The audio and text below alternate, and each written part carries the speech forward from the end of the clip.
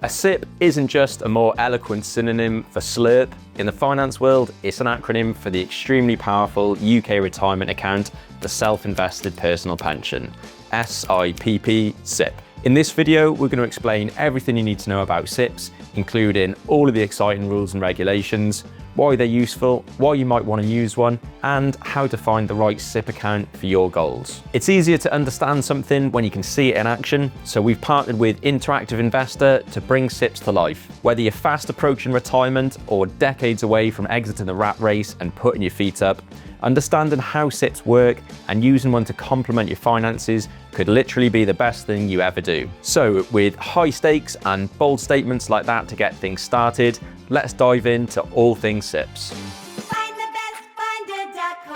A self-invested personal pension is a type of retirement account you can use to invest with and hopefully build a decent portfolio to see you through your twilight years. SIPPs work in a similar way to most workplace pensions, except for the fact that you get much more control.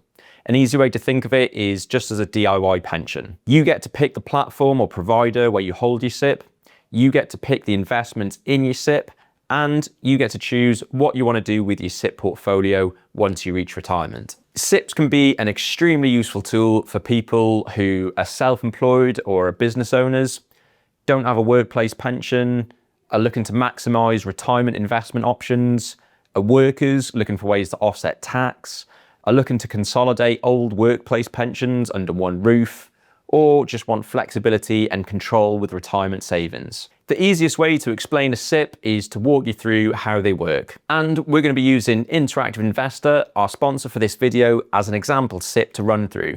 So let me tell you about them quickly and what they can offer retirement savers. Interactive Investor SIPP offers a flat platform fee structure that's comparable to a monthly Netflix subscription, which hopefully provides a lot more value to future you than catching the latest series to binge. Plenty of platforms use an uncapped percentage structure. This can work out good value when you've got a small portfolio, but your SIPP could end up being the most valuable asset you own. And those uncapped percentage fee structures mean that you'll end up paying more for the same service. II's flat monthly fee structure provides a remedy for that, meaning you get to keep more of what you make. II offers one of the widest range of investments on the market. If the whole point of a SIPP is to have flexibility and control, why limit yourself with a platform that restricts your investment options? If you want more flexibility and choice for your SIPP and a fee structure that won't punish your investing success, check out the links here or in the description below to learn more about Interactive Investor. Right. Back to how SIPPs work. Obviously, your own situation and life is unique, but this is how someone might use a SIPP from their early working years right through to the end of retirement. The first step is to open your SIPP account with a provider and then decide what investments you want to use. Keep in mind, your investment choice can be fluid. You can change and adjust your strategy as you move through life or as you understand more about investing. With an open SIPP account and single or multiple investments picked out, you can start putting money into your SIPP. You get tax relief from the government, and this is just a fancy way to say they'll top up any money you put in to replace the tax that you've already paid. A basic rate taxpayer would get 20% tax relief. So if you put in £80 into your account, it would get topped up to reach £100.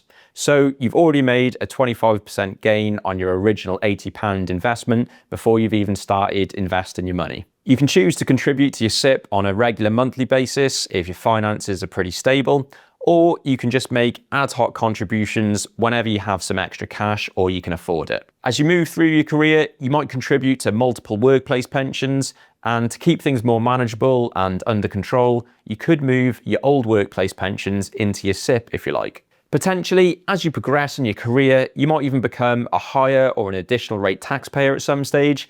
This means that along with that initial 20% tax relief for money you put into your SIPP, you can also claim an extra 20% to 25% back from the government with a self-assessment tax return. This means that if you put that theoretical £80 into your SIPP, you could effectively turn it into £120 or £125. All of the money and investments held within your SIPP will grow completely free from ever needing to pay capital gains tax, CGT, or dividend tax. So when you start selling your investments and using some of that money, you don't have to worry about those taxes. When you reach retirement age, currently 55 for SIPPs, rising to 57 in 2028, you can use your portfolio however you choose, potentially selling some investments and taking up to 25% of your whole SIPP pot tax-free.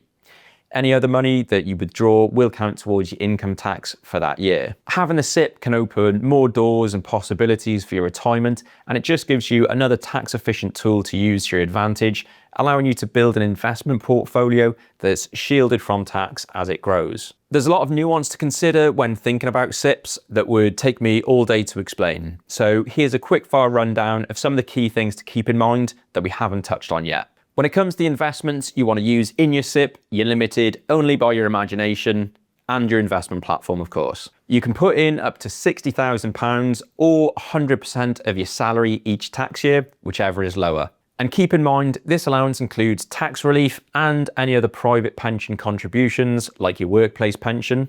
If you're not working, £2,880 is the total you can contribute, which is £3,600 once the tax relief is added. There are some additional nuances if you're a very high earner or if you've already started drawing pension income. You can increase your allowance for the year by using something called carry forward, which lets you use any unused allowance you may have from the past 3 tax years.